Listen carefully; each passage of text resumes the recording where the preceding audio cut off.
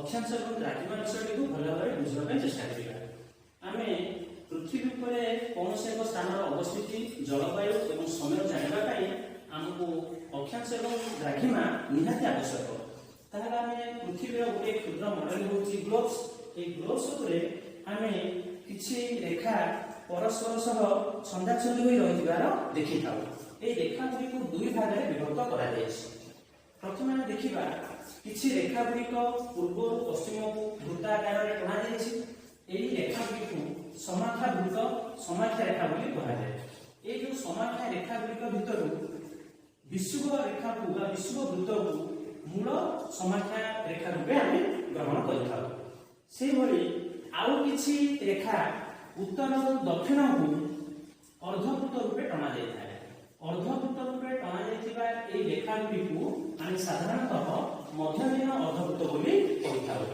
ଏହି ମଧ୍ୟଦିନ ଅର୍ଦ୍ଧବୃତ୍ତ ଗୁଡ଼ିକ ମଧ୍ୟରୁ ଯେଉଁ ମଧ୍ୟଦିନ ଅର୍ଦ୍ଧବୃତ୍ତଟି ଲଣ୍ଡନର ଗ୍ରୀନୱିଚ୍ ସହରର ବ୍ରିଟିଶ ରୟାଲ ଅବଜରଭେଟିଭ ସେଣ୍ଟର ଉପର ଦେଇ ଯାଇଛି, ତାକୁ ଆମେ ମୂଳ ମଧ୍ୟଦିନ ଅର୍ଦ୍ଧବୃତ୍ତ ବା ମୂଳ ଦ୍ରାଘିମା ରେଖା ବୋଲି ଆମେ ବା 0 ଡିଗ୍ରୀ ଦ୍ରାଘିମା ରେଖା ବୋଲି ଗ୍ରହଣ କରିଥାଉ।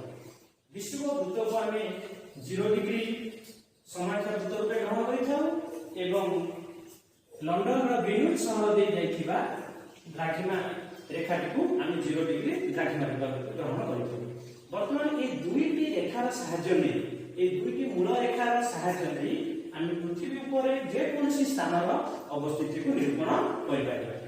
উদাহরণ স্বরূপ আমি যদি কহিবা ভুবনেশ্বর আমার 20 ডিগ্রি উত্তর অক্ষাংশ 86 ডিগ্রি পূর্ব দ্রাঘিমা অবস্থিত।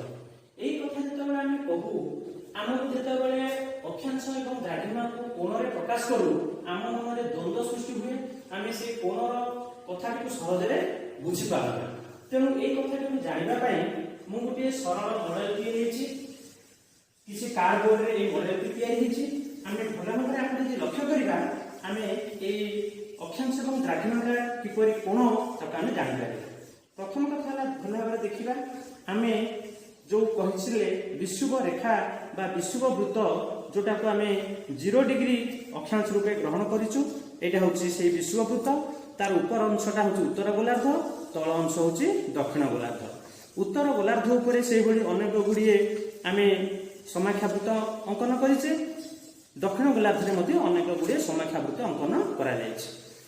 जो देखुचे विषुव वृत्तर उपरे जो जो स्थान अवस्थित ए समस्त स्थान अक्षांश हूँ 0 डिग्री।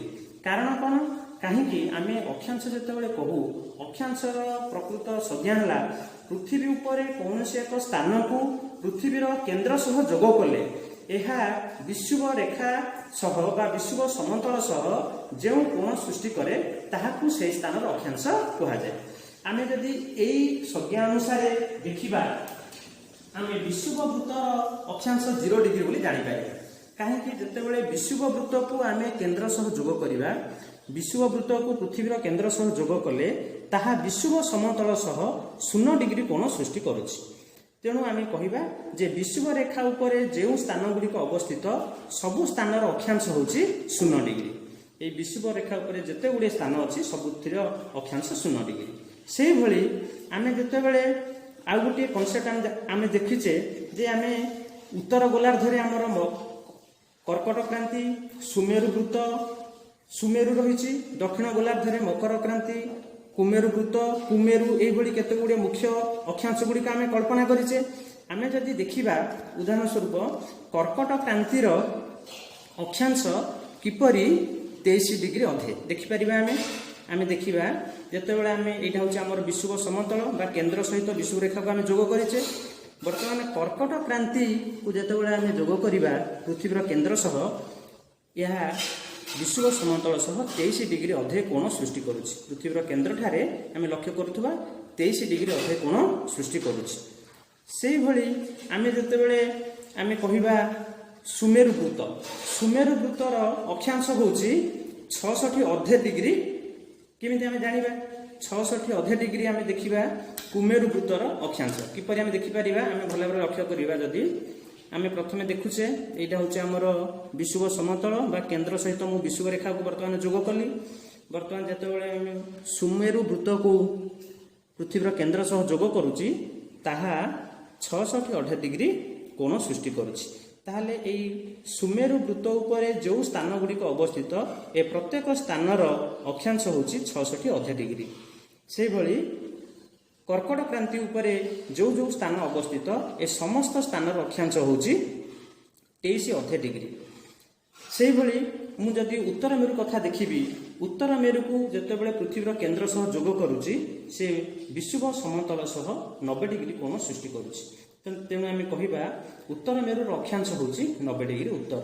से भली दक्षिण मेरुर अक्षांश होची 90 डिग्री दक्षिण। यही आम देखिपर जे अक्षांश होची एक कोण। वर्तमान आम देखा जे भुवनेश्वर आम 20 डिग्री उत्तर अक्षांश अवस्थित। जितेबाला आम देखुचे यहाँ हूँ 20 डिग्री उत्तर अक्षांश 20 डिग्री उत्तर अक्षांश उपरे भुवनेश्वर अवस्थित। किंतु ये 20 डिग्री उत्तर अक्षांश उपरे केवल तो भुवनेश्वर अवस्थित नुह पृथ्वी अनेक स्थान ये 20 डिग्री उत्तर अक्षांश उपरे अवस्थित। आम जब देखा आमर भुवनेश्वर जो 20 डिग्री उत्तर अक्षांश अवस्थित नागपुर मध्य से प्राय 20 डिग्री उत्तर अक्षांश अवस्थित। ताहले भुवनेश्वर कोठे अवस्थित नागपुर कोठे अवस्थित अन्य स्थान गुड़िक कोठे अवस्थित एगुड़िक आम जानवाई हेले आम द्राघिमा रेखार साहाय्य नेबाक पड़ो। ये जो उत्तर दक्षिण को जो अर्धवृत्त गुड़िक टणा जाए द्राघिमा रेखा बोली कहू। ये जो द्राघिमा रेखार साहाय्य आम जापर आमर प्रकृत में भुवनेश्वर केउठी अवस्थित। कारण आम जिते आम चिंता करुले आम कहते जिते लंडन ग्रीनविच सहर दे जाइए आमर 0 डिग्री द्राघिमा रेखा। ये 0 डिग्री द्राघिमा रेखा सह अन्य द्राघिमा रेखा गुड़िक अक्षरेखा ठारे जो कोण सृष्टि करुच्ची ताकू से स्थान द्राघिमा कहा जाए। जदि मु गोटे कहबी मनकर एठी गोटे स्थान अच्छी यही स्थान द्राघिमा केते ताहले एई द्राघिमा रेखा उपरे जो जो स्थान गुड़िक अवस्थित ए सब गुड़िक स्थान द्राघिमा समान रहिबो एवं से द्राघिमा किमिति जणा पड़िबो मूल द्राघिमा रेखा सह से स्थान अक्षरेखा ठारे जो कोण सृष्टि करिवो सेटा होछि से स्थानर द्राघिमा। ताहले आमे प्रति 1 डिग्री व्यवधान रे जदि द्राघिमा गुड़िक कल्पना करिबा ताहले आमे 360 टी द्राघिमा को कल्पना करि परिबा। वर्तमान मु एई मॉडलटी रे 20 डिग्री व्यवधान रे गोटे गोटे द्राघिमा को कल्पना करिछि। जदि आमे एइटा को मूल द्राघिमा रूपे ग्रहण करिबा मूल द्राघिमा रेखा रूपे ताहले ता परवर्ती द्राघिमा रेखाटा होछि 20 डिग्री द्राघिमा रेखा।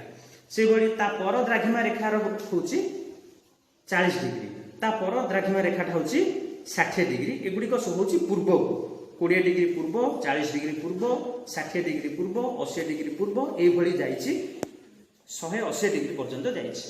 सेमती पश्चिम पटक जदि आम कल्पना करिबा एटा होछि 20 डिग्री पश्चिम द्राघिमा रेखा 40 डिग्री पश्चिम द्राघिमा रेखा 60 डिग्री पश्चिम द्राघिमा रेखा 80 डिग्री पश्चिम द्राघिमा रेखा एभली 180 डिग्री पर्यंत द्राघिमा रेखा जाइछि। 0 डिग्री द्राघिमा रेखा सह 180 डिग्री द्राघिमा रेखा गोटे समतल रे अवस्थान करुछि।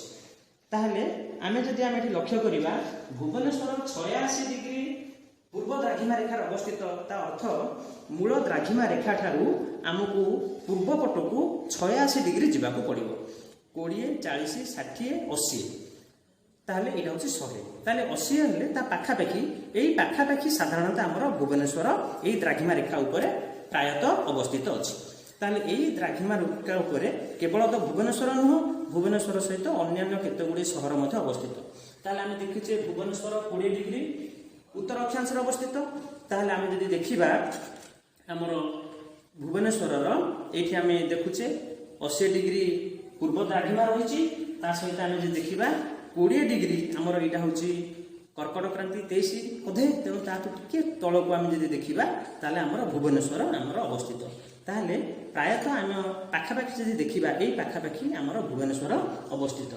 सेमती जदि आम देखा आमर जबलपुर 80 डिग्री पूर्व द्राघिमा अवस्थित सुंदरगढ़ 84 डिग्री पूर्व द्राघिमा अवस्थित।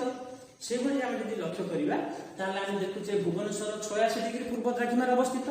ताहले आम जब देखा जे मूल द्राघिमा रेखा ठारू प्रथमे आम जदि पूर्व आड़ को जावा प्रथमे जबलपुर पड़ो तापर सुंदरगढ़ पड़ो तापर ଭୁବନେଶ୍ୱର ଆସିବ।